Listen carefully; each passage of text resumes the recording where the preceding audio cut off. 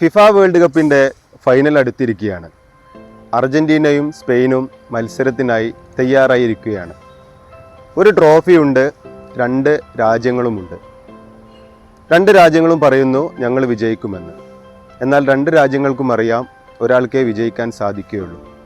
പിന്നെ എന്തുകൊണ്ട് ഇവർ ഇങ്ങനെ പറയുന്നു? അതാണ് പോസിറ്റീവ് തിങ്കിങ്, അല്ലെങ്കിൽ ഹോപ്പ്, അല്ലെങ്കിൽ ശുഭപ്രതീക്ഷ. ഈ ഒരു പ്രതീക്ഷയാണ് നമുക്കൊക്കെ ജീവിതത്തിൽ ഉണ്ടാവേണ്ടത്. കാരണം നമ്മുടെയൊക്കെ ജീവിതത്തിൽ ഒരുപാട് പ്രശ്നങ്ങൾ, പ്രയാസങ്ങൾ, പ്രതിസന്ധികൾ, പരീക്ഷണങ്ങൾ ഇവയൊക്കെ ഉണ്ടായിരിക്കും.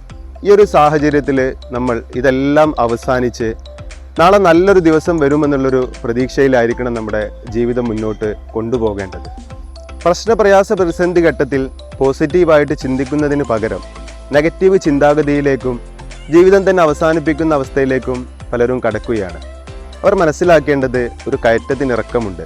ഒരു ദുഃഖ കാലഘട്ടത്തിന് ശേഷം ഒരു സന്തോഷം വരും. ഈ ഒരു കാര്യങ്ങൾ തൻ്റെ മനസ്സിൽ വെച്ചുകൊണ്ട് സ്പോർട്സ് നൽകുന്ന ഒരു മെസ്സേജ് തങ്ങളുടെ ജീവിതത്തിൽ ഒരു ഭാഗമാക്കി, ഒരു പാഠമാക്കി എടുക്കണമെന്ന് ഓർമ്മിപ്പിക്കുകയാണ്.